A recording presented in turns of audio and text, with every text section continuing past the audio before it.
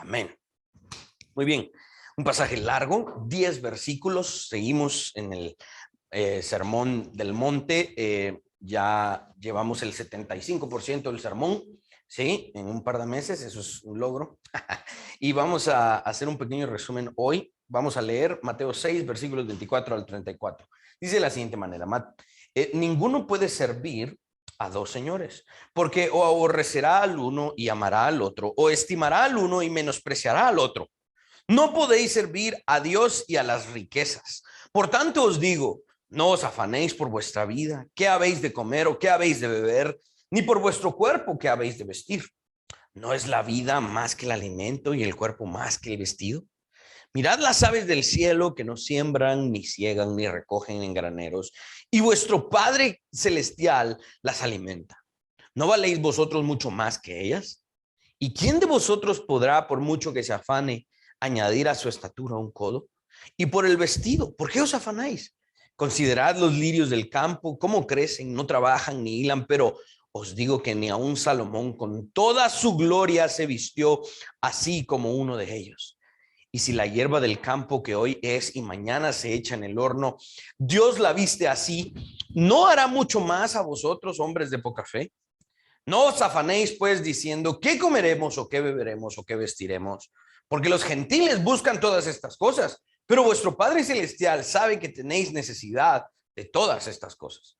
Mas buscad primeramente el reino de Dios y su justicia, y todas estas cosas os serán añadidas. Así que no os afanéis por el día de mañana, porque el día de mañana traerá su afán.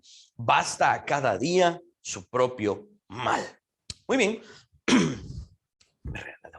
Por favor. De nuevo, el concepto de la redención nos ayuda a entender este pasaje. La redención implica que dejamos de servir al pecado y ahora servimos a Jesucristo, ¿ok?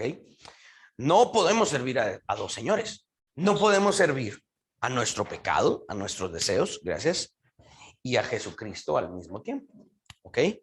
Estando muertos en nuestros delitos y pecados, el estado de mortandad espiritual equivalía a una servidumbre o esclavitud de nuestro pecado, ¿sí? ¿Recuerdan en aquel viernes que hablamos de los humanistas del siglo XVI? El más notable de ellos se llamaba Erasmo, y él hablaba de que en algún sentido el hombre era libre. El hombre era libre, decía él, porque tenía la libertad de escoger. Pero Martín Lutero ataca las enseñanzas de Erasmo con un librito bien importante que se llama La esclavitud de la voluntad, ¿sí? Y Martín Lutero atacaba la idea de que la discusión no es a qué grado el hombre es libre. La discusión es, al menos desde de lo que explica Pablo, la discusión es a qué grado el hombre es esclavo. Generalmente aquel que ama y adora en algún sentido su libre albedrío discute qué tan libres somos. Pero realmente Pablo está discutiendo qué tan esclavos somos. Ese es el punto de partida de la discusión. Y la mortandad espiritual significa la esclavitud de nuestro pecado, ¿sí? Y por eso es que aquí el concepto de la redención nos ayuda a entender el pasaje, porque cuando Jesucristo viene a nuestra vida, nos arranca de esa esclavitud a un amo terrible. Algunos creen que es Satanás, algunos otros, yo más creo que es a nosotros mismos, que somos los que nos adoramos a nosotros mismos cuando no adoramos a Jesucristo. Nos arranca de ese estado de esclavitud y nos continúa manteniendo esclavos, pero ahora de un amo perfecto. La esclavitud no se acaba. La diferencia es el amo. Y este es el concepto que Jesús está tratando en estos 10 versículos. El amo es el que siempre vamos a tener, o seamos nosotros o sea Jesucristo. El punto es que no se puede servir a dos señores. Se puede servir solo a uno. Esto es lo que Steve Ottolini trabajaba cuando enseñaba un poco sobre Éxodo 18, 19, 20. Las palabras antes de los 10 mandamientos son: ustedes serán mi especial tesoro, ustedes serán propiedad mía. Entonces Dios en Éxodo estaba diciendo: ustedes ya no pertenecen a Faraón, me pertenecen a mí. Ustedes siguen siendo esclavos, pero ahora del amo correcto. Y este es el punto acá en este pasaje, en estos versículos. Estamos muertos en nuestros delitos y pecados. Estábamos y servíamos a un amo terrible, tirano y malvado. Jesucristo nos ha redimido de esa situación y ahora nos ha hecho servir a un amo amoroso, perfecto y un amo legítimo, que no es tirano, es Él, que no comparte su gloria con nadie. Si Jesucristo compartiera ese lugar de prioridad con otro Dios o con algo más, entonces no sería Señor, no sería soberano. Por lo tanto, es que Él demanda lealtad total. O me sirven a mí o no. Punto. En todo lo que yo demando, ¿me sirven o no? Esa es la radicalidad del mensaje del reino. ¿Ok? Y para ilustrarlo un poquito más, veamos cómo no es que los cristianos pensemos así. No, todos funcionan así. Lo que pasa es que no todos están dispuestos a admitir que así funciona la cosa. Ahí en sus notas creo que puse una cita de Fred White en su libro Costumbres de las Tierras Bíblicas. Dice, bajo la ley romana, el esclavo no tenía derechos o tal protección como la que disfrutaba bajo la ley hebrea. En Roma, un amo podía mandar a crucificar a un esclavo por cualquier razón. Augusto César mandó a crucificar 30,000 esclavos durante su reinado. Un esclavo que robaba podría ser marcado en la cara por su amo con las letras CF, que representaban las palabras cabe furem, que querían decir, he aquí el ladrón. Y en el caso de que los esclavos se escaparan, si eran aprehendidos, su amo podía marcarlos, aumentarles la labor acostumbrada o podía mandarlos a matar si así lo deseaba. Ok, ¿por qué menciono esto? Menciono este pequeño contexto del cómo era la dinámica social entre los amos y los esclavos en el primer siglo, en Roma, ya que esta era la realidad del primer siglo. Aunque Jesús no vivía y tampoco enseñaba bajo los términos romanos, de acuerdo a las políticas romanas, vean cómo los romanos funcionaban exactamente como lo que Jesús está hablando en Mateo 6. Los romanos vivían bajo términos absolutos también. Podemos darnos cuenta que incluso los romanos, en su forma cruel de vivir y de gobernar, ellos entendían y demandaban que no se podía servir a dos señores. ¿Sí?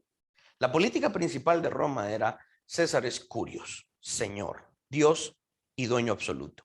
Esto implicaba la adoración, el respeto y la reverencia al César y al imperio. Cuando Jesús hace la referencia, ¿qué comeréis? ¿Sí? Cuando están preocupados por qué vamos a comer, era debido a que la gente en su audiencia muy probablemente era de escasos recursos, ¿no? Y los alimentos no siempre eran una garantía.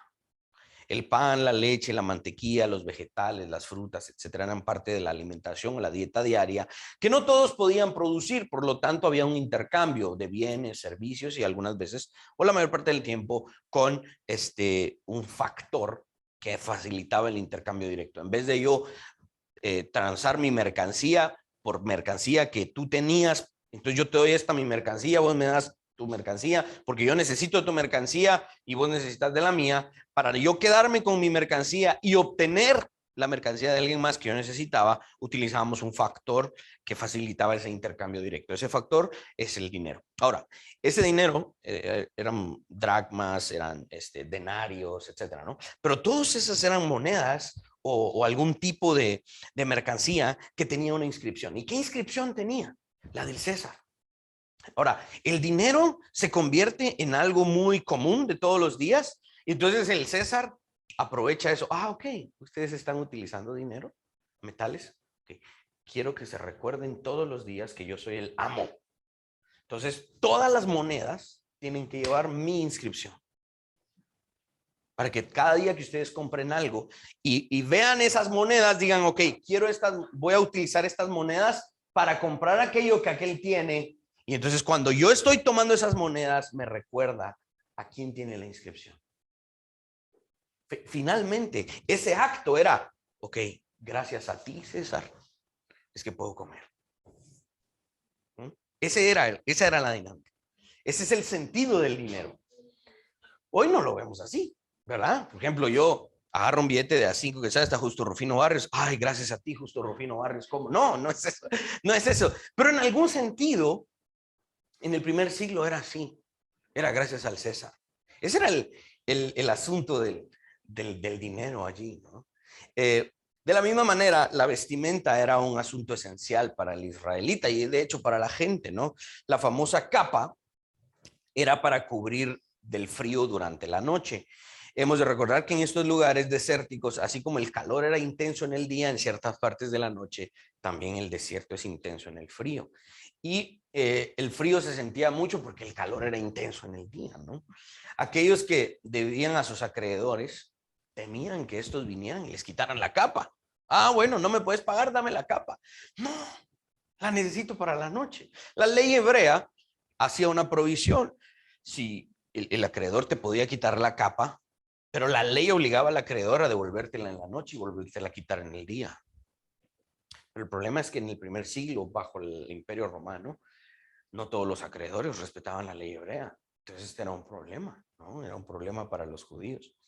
El israelita que menospreciaba la ley de Dios incluso hacía su propia voluntad, provocando este daño y carencia a otros. En este sentido, a pesar de las amenazas, digamos, Jesús mismo mandó a su audiencia no temer al que vestiremos.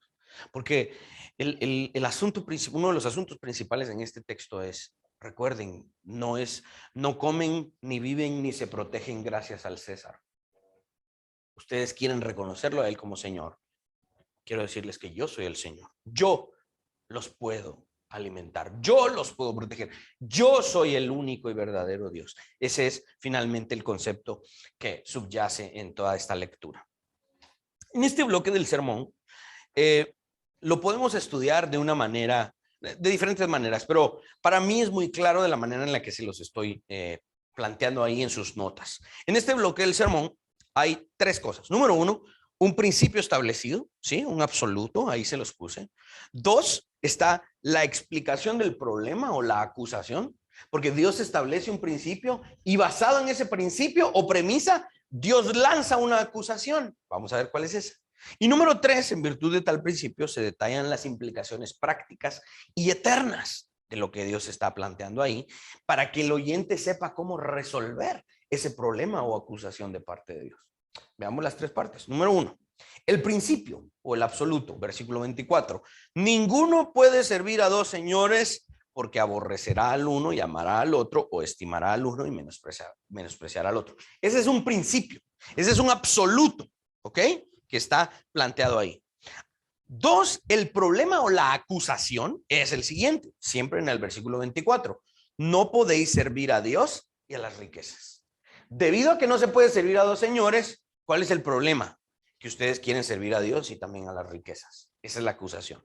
Y número tres, las implicaciones prácticas. Prácticas, el afán por el alimento y el abrigo, eso está en los versículos 25 al 32, y las implicaciones eternas, la búsqueda y la obtención del reino de Dios y su justicia en el versículo 33 y por ende el perder eso también. Iniciemos por el principio. Esta declaración es un absoluto. No podéis servir a dos señores. Un absoluto. ¿Por qué es un absoluto? Número uno, porque sale de la boca de Dios mismo. ¿Quién es Jesús? ¿Ok? Sino también porque este absoluto es imposible lo contrario. Ok. No podéis servir a dos señores. Lo contrario a eso, ¿qué es? Sí podéis servir a dos señores. Eso es imposible. Lo que Jesús está diciendo es, intenten hacerlo, es imposible. Van a terminar amando más a uno que al otro. Pruébenlo con cualquier momento, con cualquier amo, en cualquier momento, en cualquier lugar, bajo cualquier circunstancia, en cualquier parte de su vida, no se puede. Entonces, esto es un principio absoluto, porque sale de la boca de Dios, y dos, porque es imposible lo contrario. Eso es lo que en apologética llamamos el una aplicación, ¿sí?, del argumento trascendental de la imposibilidad de lo contrario. Es imposible lo contrario a esto, ¿ok? Sin excepción, la palabra ninguno incluye a toda la raza humana y por ende ninguna persona desde el principio de los que han existido hasta los que existirán al final de la historia, ninguno ha podido, puede y podrá servir a dos señores. Ese es el principio, por eso es absoluto, ¿no? Esto es lo que se llamaría en filosofía un negativo universal. Un negativo universal. Cualquier cosa dada no existe o nunca existió. Nunca se ha podido y nunca se podrá servir a dos señores. ¿En qué sentido dijo Jesús esto? Ya lo vimos cuando expusimos un poco del contexto del primer siglo en Roma. Los señores, los amos, demandaban lealtad total en el todo de la vida. La vida era una propiedad del amo en ese momento y Jesús estaba utilizando en algún sentido ese elemento cultural para explicar que Él, Señor, dueño absoluto de todo, Él es, y por lo tanto demandaba lealtad total. El elemento que Jesús escoge como una especie de contrincante son las riquezas, ¿ok? Y las riquezas o las posesiones. Digo una especie de contrincante, ¿por qué? Porque esa pelea entre Jesús y las riquezas, ¿en dónde existe? Existe solo en la mente y en el corazón del pecador, de sus discípulos que están confundidos en ese momento. En la realidad, Jesús no tiene contrincante. La verdad es que Jesús no está peleando su señorío con nadie. Esa supuesta tensión y batalla entre el señorío de Cristo y el señorío de las riquezas existe solo en nuestra mente. Es utópica. Nos estamos autoengañando. ¿Sí? Porque el único que tiene señorío total es Jesucristo.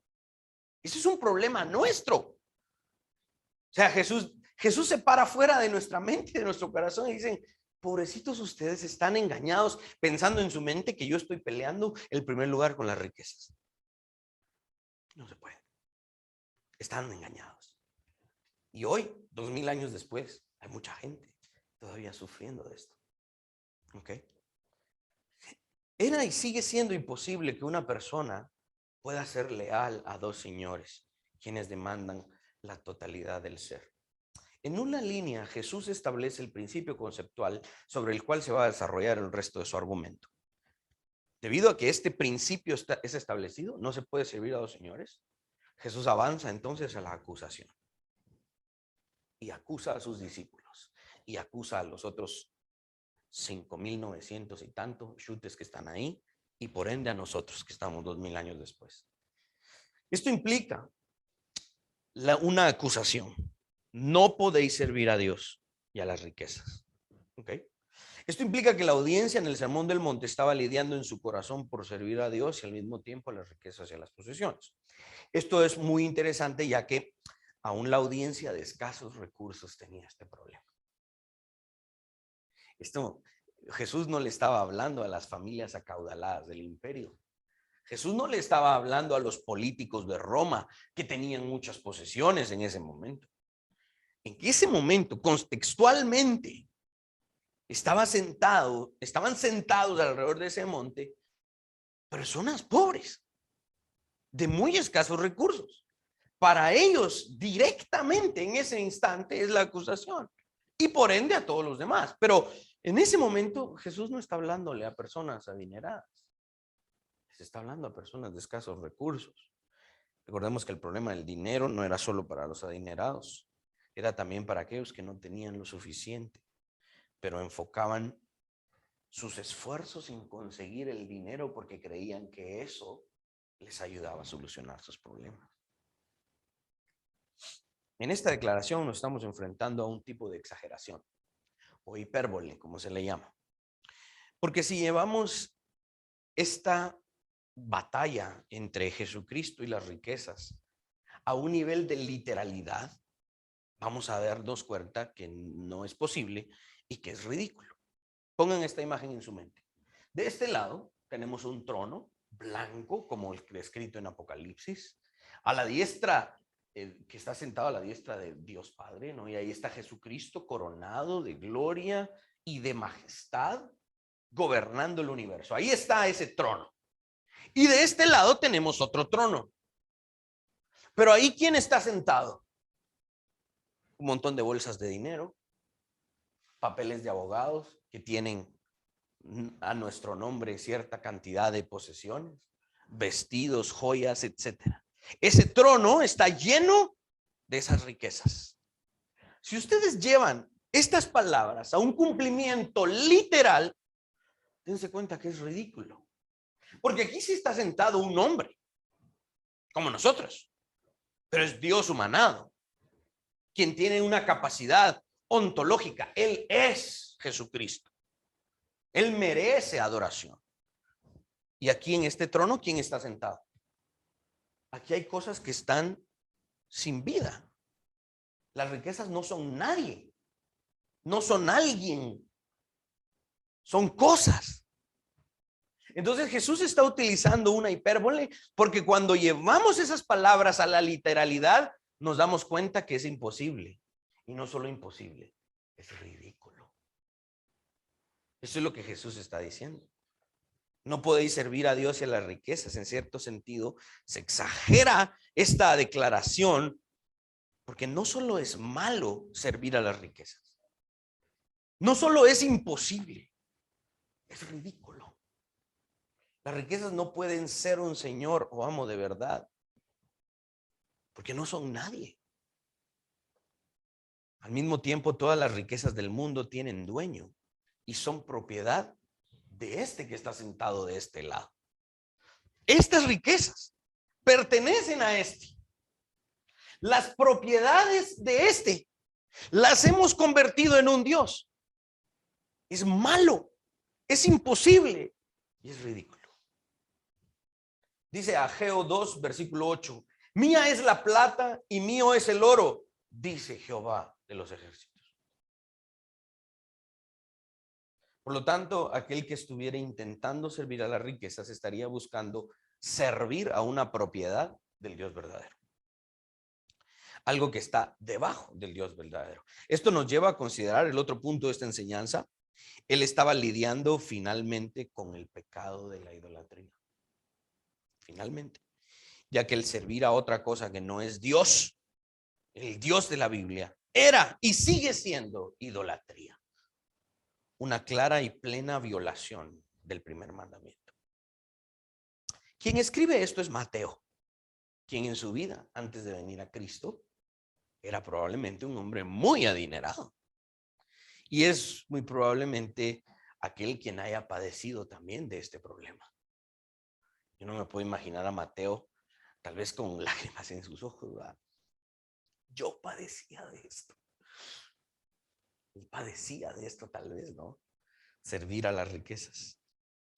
Ahí en la serie de Chosen, ¿verdad? La serie de Chosen, se muestra una pequeña parte en algún sentido de la vida de Mateo, ¿no? Y me hubiese gustado, ahí sí que es un deseo personal, me hubiese gustado que le hubiesen dado más énfasis a eso, ¿no? Precisamente a la lucha que aquí Mateo tal vez en algún sentido está revelando de sí mismo, ¿no? El amar las riquezas, porque sí, era un hombre acaudalado finalmente.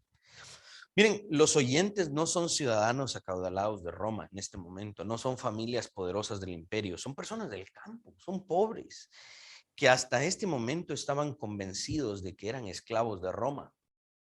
Y ahora Jesús aparece y les dice: ustedes no solo han sido esclavos de Roma, también son esclavos de las riquezas. Y no porque las tengan, sino porque las desean. ¡Ah! Las desean con maldad al punto de adorarlas. ¡Ah! ¡Qué acusación!, ¿no? Espero que estén viendo el hilo del argumento en el que les estoy llevando. Jesús establece un principio inviolable. En virtud de ese principio lanza una acusación. Ustedes están adorando cosas que me pertenecen. Es duro esto, ¿no? Este pasaje está lidiando con la idolatría, con la esclavitud, está lidiando con el corazón del hombre que se rehúsa a arrodillarse ante el dueño de las riquezas, el verdadero y legítimo dueño de las riquezas. Esta gente quería los beneficios de las riquezas, pero no querían al Señor de las riquezas. Esto solo resulta en servir, adorar y arrodillarse ante lo que no es Dios. Y ya todos sabemos cómo eso culmina.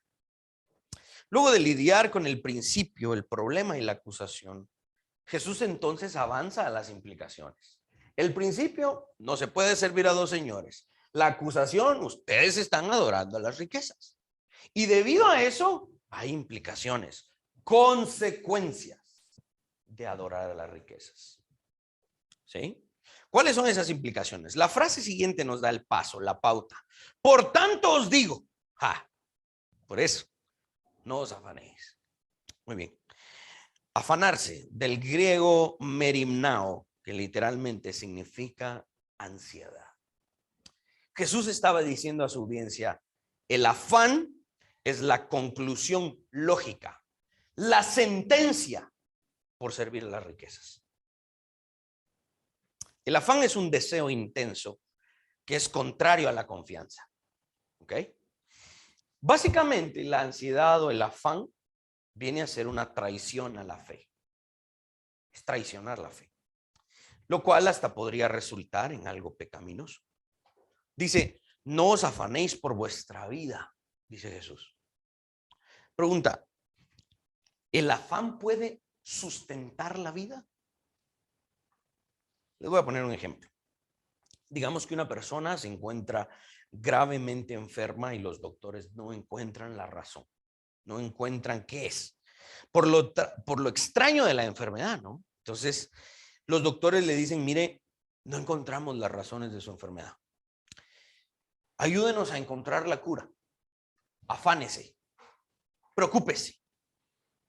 Digamos que este no solo está enfermo, sino que se afana y se preocupa. Yo pregunto, ¿eso va a resolver el problema de su enfermedad? No, lo va a empeorar. El afán no puede solucionar nada, ¿ok? Entonces aquí, no, digamos que el doctor dice, preocúpese, actúe desesperadamente para solucionar esto. No se puede. Es hacer exactamente lo contrario. Por eso Jesús dice, no os afanéis por vuestra vida. No se afanen. No resuelve nada. Es ilógico. El afán no es una solución. Jesús estaba acusando a su audiencia de afanarse en vez de confiar en el Dios que decían creer. Ahora, en esta misma implicación, Jesús establece la contraparte o la implicación contraria, y esta viene a ser una respuesta basada en el concepto del reino de Dios. ¿Por qué? Porque si no debiesen afanarse por las riquezas, entonces ¿en dónde buscaban la solución a sus problemas? ¿Cuál es la contraparte? Si el afán no es la solución, ¿cuál es? El contraste es el que nos ayuda. Pregunta Jesús retóricamente, ¿no es la vida más que el alimento y el cuerpo más que el vestido? ¿Sí? Jesús no está diciendo que el cuerpo físico es capaz de vivir sin comer. Eso no es lo que está diciendo Jesús. Tampoco está diciendo que el cuerpo físico no necesita abrigarse cuando hay frío. No, eso no es lo que Jesús está diciendo. Simplemente lo que está diciendo es que le está recordando a su audiencia que el valor de la vida es más alto que el alimento y que el valor del cuerpo es más alto que el vestido. En la escala de valores es más importante la vida que el alimento. Es más importante el cuerpo que el abrigo. Eso es lo que está diciendo. En otras palabras, debido a que la vida es más valiosa que el alimento va a venir de algún lado. Debido a que el cuerpo es más importante que la ropa va a venir de algún lado. Eso es lo que Jesús está diciendo. ¿Ok? Una persona no necesita de un banquete todos los días para poder sobrevivir o poder alimentarse.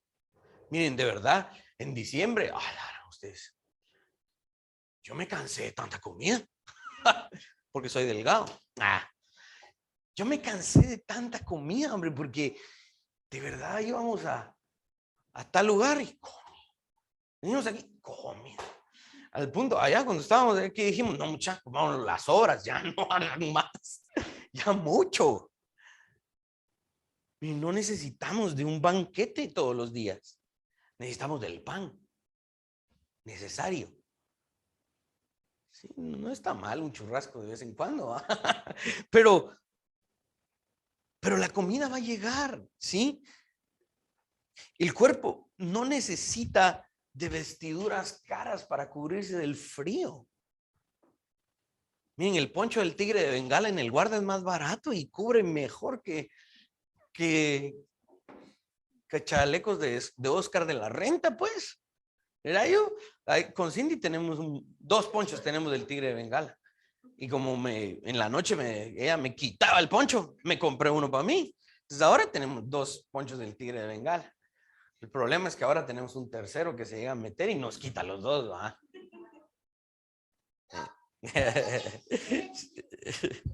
Miren, esto era lo que Jesús estaba diciendo. ¿No es la vida más que el alimento? El alimento va a llegar, hombre. ¿No es el cuerpo más que el vestido? El vestido va a llegar. No se afane. Eso es lo que está diciendo Jesús. Las siguientes palabras que salen de la boca de Jesús confirman este asunto, porque Jesús pone de ejemplo seres vivientes en la creación que son más frágiles que el hombre. Jesús pone el ejemplo, mirad las aves del cielo, que no siembran, ni ciegan, ni recogen en graneros, y vuestro Padre Celestial las alimenta. ¿No valéis vosotros mucho más que ellas? Y por el vestido, ¿por qué os afanáis? Considerad los lirios del campo, cómo crecen, no trabajan ni hilan, pero os digo que ni aun Salomón con toda su gloria se vistió así como uno de ellos. Y si la hierba del campo que hoy es y mañana se echa en el horno, Dios la viste así, ¿no hará mucho más a vosotros, hombres de poca fe? La gran. Miren, de verdad que no hay maestro como Jesús. Porque qué, como diríamos en Guatemala, qué penqueada le está metiendo a uno aquí. De verdad que uno delante de Jesús no tiene más que arrodillarse y decir, perdóname. Pedro estaba en el punto cuando salió arrastrándose en la playa y se postra y le dice, apártate de mí, porque soy hombre pecador. De verdad que malos somos. Miren la sencillez con la que Él nos enseña. Ahí les puse en sus notas. Jesús está contrastando dos elementos. El afán versus la fe. La ansiedad versus la confianza en Él. El orden de las palabras nos guía en la interpretación, porque inicia con no os afanéis y termina con lo que Dios puede hacer por vosotros, hombres de poca fe. El contraste es el afán versus la fe. Y finalmente es la confianza en mí, en lo que yo puedo hacer, en lo que yo soy libre para hacer, versus lo que Él puede hacer por mí. No me queda más que arrodillarme, postrarme y decir, Señor, perdóname, ayúdame. Y lo que necesito va a venir. De alguna manera. Miren, el afán, ahí se los puse, el afán debe ser extinguido por la fe. La fe en Jesucristo. Cuando el afán está, yo a veces cuando ando en centros comerciales, ayer fuimos al cine, ¿no? Y entonces yo siempre me quedo viendo a los extinguidores, ¿verdad? Y en algún momento siempre tienen algún equipo para extinguir, porque la ley les requiere tener, si hay un incendio, pues así. Entonces yo siempre me quedo viendo y me pongo a pensar, va, si en este momento hubiera un incendio y yo soy el que está más cerca de eso, ¿cómo abro esa charada, va? Entonces, ayer había hasta una manguera, había una manguera y tiene una llave, va, dan ganas como Daniel el Travieso va a ir a agarrar y encender. Pero yo me pongo a pensar en ese momento, o sea, si en ese momento se empiezan a incendiar los poporopos y toda esa cosa, quebrar el vidrio de esa cosa y ser como el héroe, ¿va? Pero esto es lo que Jesús está diciendo. En el incendio de tu afán, en el incendio de tu ansiedad de querer obtener esto, salir de aquello y estar afán, el extinguidor que tienes que agarrar en ese momento es la fe. No hay otra manera de apagar ese incendio. La fe. No hay otra manera de apagar ese deseo intenso de tu afán. La fe es lo único que puede apagar ese incendio. Jesús continúa con los contrastes y dice lo siguiente en los versos 31 al 33. No os afanéis pues diciendo qué comeremos o qué beberemos o qué vestiremos, porque los gentiles buscan estas cosas. Pero vuestro Padre Celestial sabe que tenéis necesidad de todas estas cosas. Mas buscad primeramente el reino de Dios y su justicia, y todas estas cosas os serán añadidas. El primer grupo, en este pasaje, el primer grupo está conformado por los gentiles. En este sentido, los gentiles son los extraños al pueblo del pacto. En sentido primario, no por razones étnicas, sino por motivos de fe. El gentil en este contexto era aquel que no tenía fe en el Dios del Antiguo Testamento, ni en el Dios humanado que estaba parado frente a ellos. Ese era el gentil. No por razones étnicas nada más, sino por razones de fe. ¿Ok? Los gentiles, quienes creían en muchos dioses falsos, buscan estas cosas. ¿Qué cosas? El alimento, el vestido, el abrigo. Ellos buscan esas cosas. ¿Ok? El segundo grupo, en este contraste, está conformado por los discípulos, quienes creen en Jesús y lo buscan a Él y su reino antes que esas cosas. Ambos grupos necesitan de estas cosas. Tanto los gentiles como los discípulos necesitan el sustento, el abrigo, el alimento. Los dos grupos. La diferencia radica en la búsqueda de estas cosas. Los gentiles buscan las cosas. Los creyentes buscan al proveedor de estas cosas. La búsqueda es diferente. La motivación es distinta. El operar es distinto. La forma de ver las cosas, de buscar esas cosas es distinta. Los gentiles buscan las cosas. Nosotros buscamos al proveedor de estas cosas. Esta es la diferencia que Jesús está haciendo en el pasaje. Este es el significado original del pasaje. En este sentido es que debemos entender la declaración: mas buscad primeramente el reino de Dios y su justicia. Porque al hacer esto, ¿acaso Dios no proveerá todas estas cosas que necesitamos? Y ojalá que en nuestro caso, en el caso de esta iglesia, no se tenga que agregar esa última partecita, hombres y mujeres de poca fe, sino que al contrario, se nos diga hombres y mujeres de mucha fe. ¿Cómo aplicamos esto? El mismo pasaje provee una aplicación en esta última declaración, versículo 34. Así que no os afanéis por el día de mañana, porque el día de mañana traerá su propio afán. Basta a cada día su propio mal. Otras versiones aquí cambian el término afán por problema. El día de mañana se cuidará de sí mismo. Bástele a cada día sus propios problemas, dice otra versión. ¿Debe el cristiano afanarse? La pregunta. Hasta cierto punto afanarse está prohibido para el cristiano. ¿Ok? Ya que esto es producto de la incertidumbre y la fe es todo lo contrario. Porque la fe no es una incertidumbre, la fe es una certeza. Aquel que se afana es un hombre o una mujer de poca fe. Y ojalá no llegue a ser un hombre o una mujer sin fe, porque en ese caso no se puede agradar a Dios.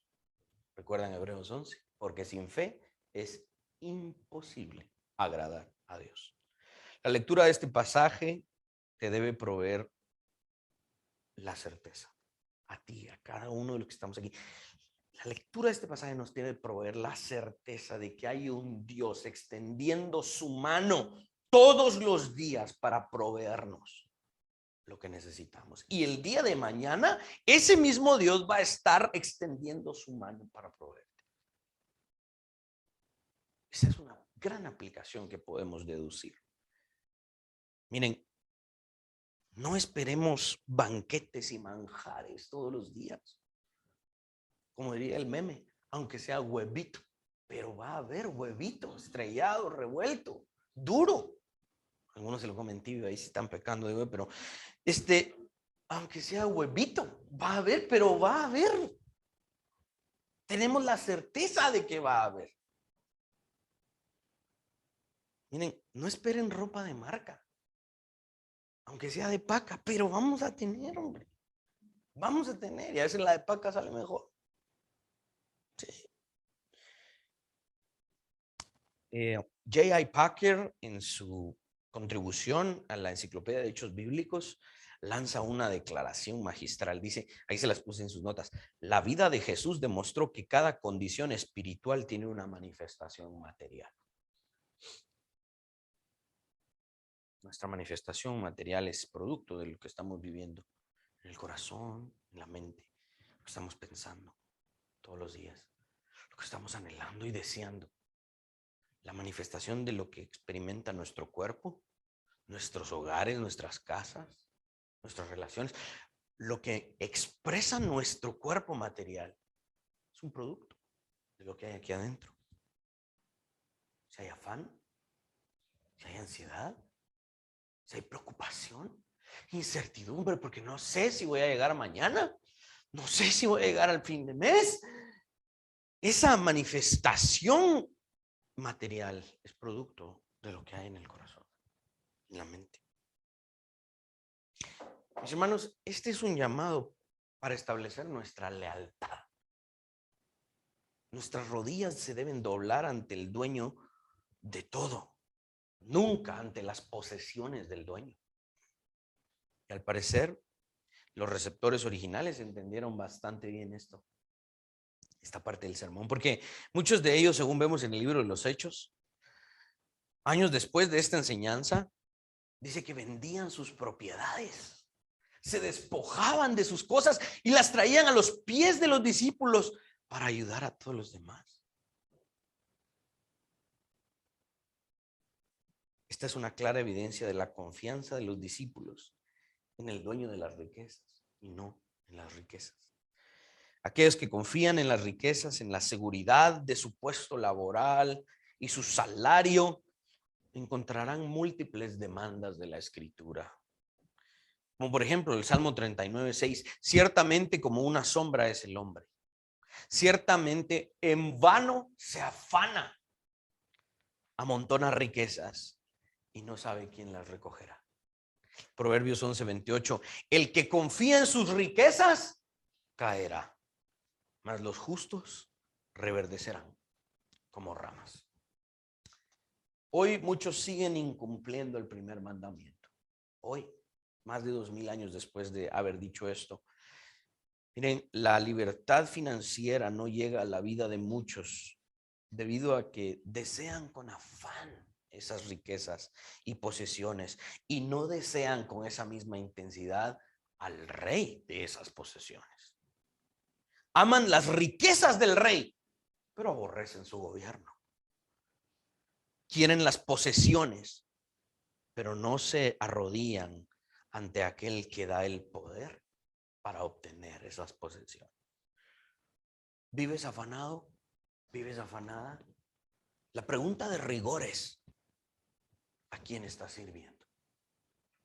Si hay preocupación en tu mente, afán en tu vida, inmediatamente te tienes que preguntar, ¿a quién estoy sirviendo? Porque la sentencia, la implicación práctica pecaminosa, la consecuencia lógica de servir a quien no es Dios es esto: el afán, la preocupación, la incertidumbre. ¿Por qué? Porque no tengo la certeza de si voy a sobrevivir, salir adelante. Esas son sentencias, son conclusiones lógicas de servir al amo incorrecto.